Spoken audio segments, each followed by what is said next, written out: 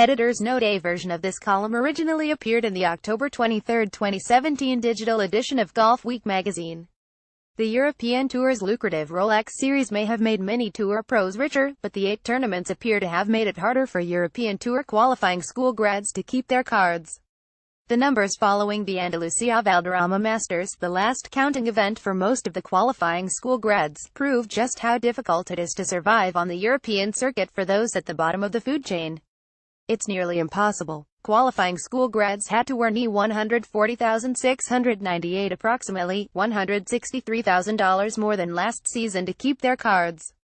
Those 8 Rolex Series events, worth a minimum of $7 million each, have raised the bar considerably for the Tour Minos. England's Graham Storm finished 111th on last year's European race to Dubai to take the last card for this season.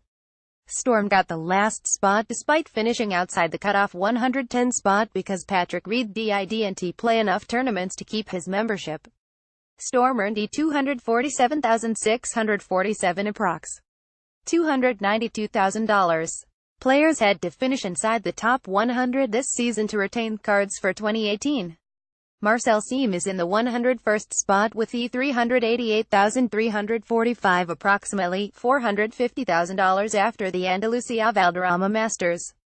The mark goes to 101st because 20th ranked Hideto Tanihara is not a full member of the Tour. The comparison between last year's qualifying school graduates and this year's shows a stark difference in success rates. 27 players, the top 25 in ties, earned European Tour cards at the 2015 qualifying school. 9 made enough money in 2016 to keep their cards for this year. 12 kept their cards in 2015, 9 the previous year, and 6 in 2012. Only 3 of the 30 players who earned cards at last year's qualifying school earned enough money this season to keep their playing rights for 2018.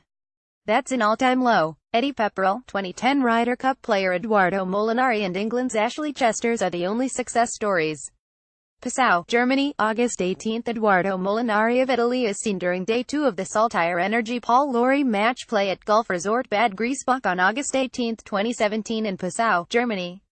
Photo by Thomas Niedermüller. Getty Images. Chesters got his spot as one of the top 10 players on the new Access list, a ranking which excludes money from the most lucrative events with restrictive entry: Rolex Series, the Masters, PGA Championship and the 4 World Golf Championships.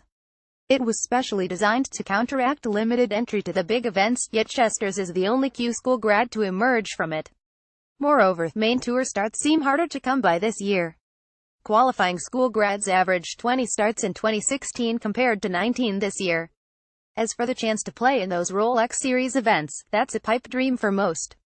Just 9 of the 30 made Rolex Series starts. You don't need a PhD in advanced mathematics to realize it's harder to keep a card for those who only play in low-purse tournaments. Last place money in the $7 million tournaments is $13,000 compared to $2,000 in, say, the Joburg Open. It drops to $1,000 in the bottom of the food chain Portugal Open, an event worth just $590,000. Joburg, Portugal, the SA Open, Schwain Open, Lioness Open and other low-purse tournaments are the starts most qualifying school grads get. Players pay $2,100 to enter qualifying school. Exactly 838 players teed it up at first stage this year, with the Tour hoping that figure will increase to 1,000 for all 3 stages to break the previous record of 969. Do the math, that's a bonus of $2.1 million for the European Tour's coffers. Nice cash if you can get it, but is it a wise investment for players considering the numbers this year? It's almost a waste of money, said one European Tour player who did not wish to be identified. When you get your card you're on a high, but it quickly becomes a downer when you realize you're going to struggle to get enough starts to keep it. You can go weeks without a start on the main Tour, so it's hard to get into any kind of rhythm, and then the pressure is on to play well every time you tee it up. And most of us don't play the Rolex events.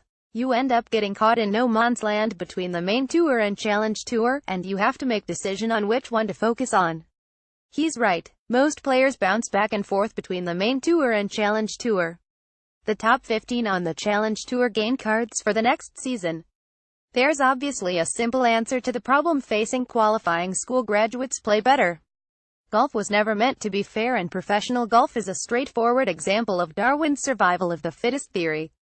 However, it seems those guys who stump up $2,100 for 10 rounds of hell hoping to get a tour card aren't getting as fair a deal as previous competitors.